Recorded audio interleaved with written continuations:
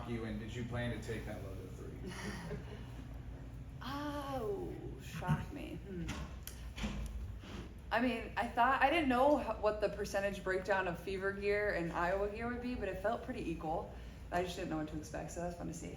And honestly, I didn't plan to shoot that logo 3. I know coming into the game, everybody wanted me to shoot one from there, but Steph was like, was supposed to come out at the end of the third, so she's like, give a foul, give a foul, give a foul.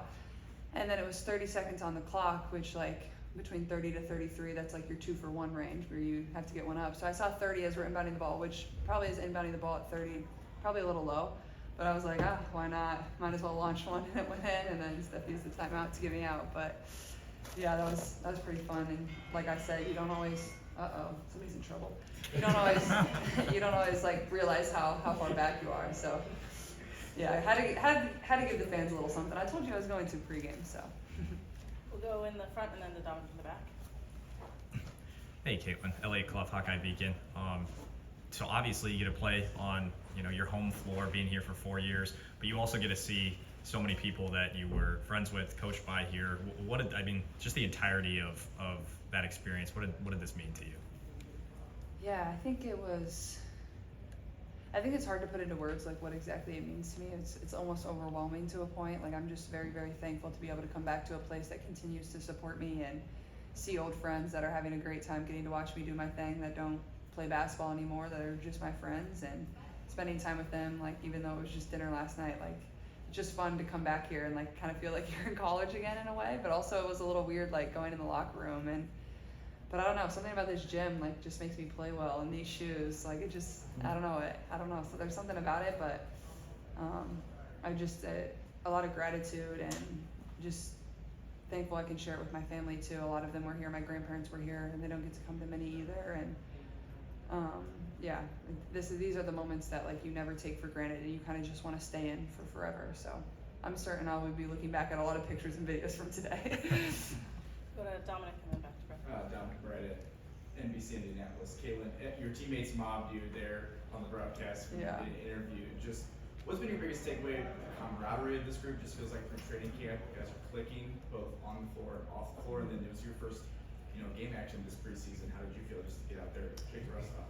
Yeah, I mean, it's been so fun like putting this group together. Like obviously, once we get into the real heat of battle, like that's where those relationships are really going to show of like how we stick together. And there's be highs, there's be lows, but so far like it's just been amazing. I think we have a great balance of young people that have been in the league 5 years, people that have been in the league 10 plus years, and having that balance I think is really going to help us. And especially our vets, DB and Sid and Tosh. I think DB especially, like having won and been around a lot of really good players, and she uses her voice a lot, but everybody really listens to her.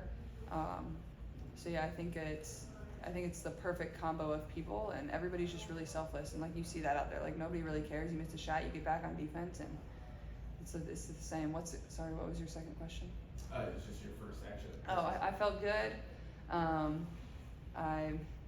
It was fun to get out there. I haven't played basketball in over like 200 days, so I was a little, nervous going into it. I don't get nervous, but nervous just because, I haven't been able to play basketball in a really long time, and the competitive spirit in me, like, you just want to play really good for these fans. And so once I really got out there and kind of got in the flow of it, made that first shot, which I don't know why there wasn't a foul, but I'm glad I still made it. Once you get in the flow of it, you knock some rust off, and it'll be the same when we go to Atlanta next week. Just continue to build, and hopefully by, game 1, you're ready to go. And so, yeah. Caleb Ryan Brown from ABC and Indy. There seems to be a bit of an edge and an attitude to this team that's developed over the course of this week. Have you felt that in practice? That you can kind of see this developing with this group? There seems to be something that's a little more to this year. Yeah, I think, it's a competitive group. Everybody wants to earn playing time. Like we have a deep roster, and you want that competitive spirit within your team, but at the same time, I think we have a great balance of supporting one another. But when we get on the court, like we're battling, like we're fighting, and I think Bree January does a really good job of like emphasizing defense, and it starts on that end of the floor, and even getting on me to pick up full court. I'm like, man, I'm not used to this. I don't do that, but I'll get better at it. But yeah, I think there's just like a tenacity and a competitive spirit. Like we're still competing with each other to earn time and earn minutes, and some people earn spots. So I think there's that, but also at the same time, like I've said, you know, you want your teammates to do really good, and I think there is that about this team, and you can feel that love too. Go right here in the back. Blake Morrissey, Hawkeye headquarters. Caitlin, after you hit that shot, I saw you point at somebody. Is there any story behind that by chance? No story, just my guy Ryan Rucco. He's the man. I like him. I'm sure he had a good you bet call, yeah.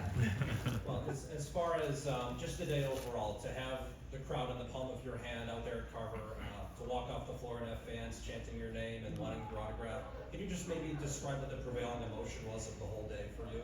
Ooh.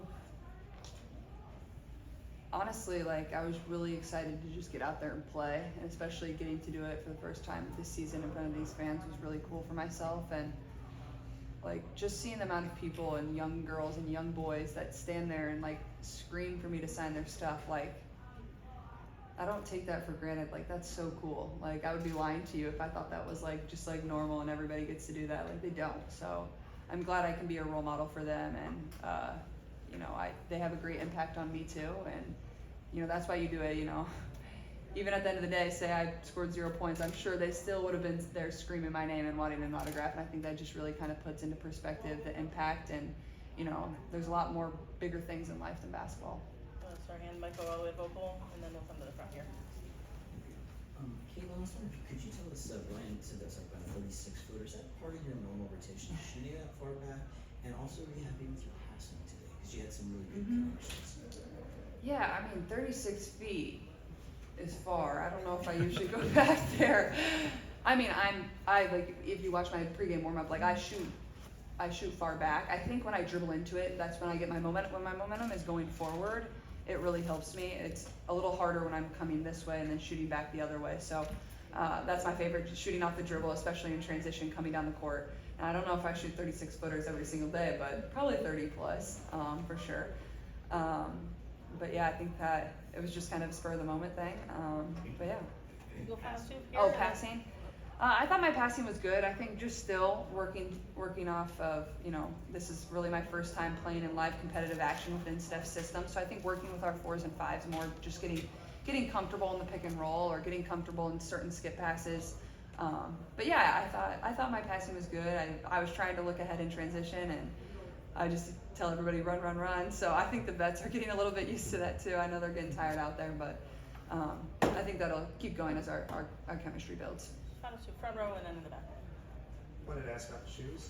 Was it something you brought from Indy, or was it something that you were able to The get shoes? from the people here? Yeah, I packed 3 pairs. I didn't know which ones I was going to go with. All had a little bit of yellow in them.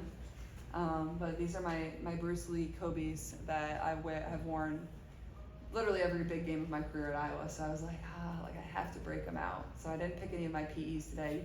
You could probably get these or find them, probably buy them on the secondary market, but they're kind of hard to come by. But I mean, there was no other option. I had to choose these, and yeah, they're kind of like my magic shoes, honestly. And last one in the back.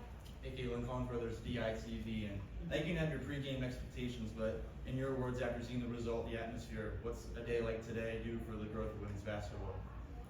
Man, I mean, I think it just makes it grow more and more and more. I think being on ESPN really helps, and like just getting to interact with the Brazilian national team even after the game too. Like just how thankful they are for, you know, not only what I've done, but my teammates have done, what the WNBA has done to grow the game of basketball and provide them opportunities like this. Like I was talking to a couple of them, like I was like, "This is the most fans you've ever played in front of?" They're like, "Yeah."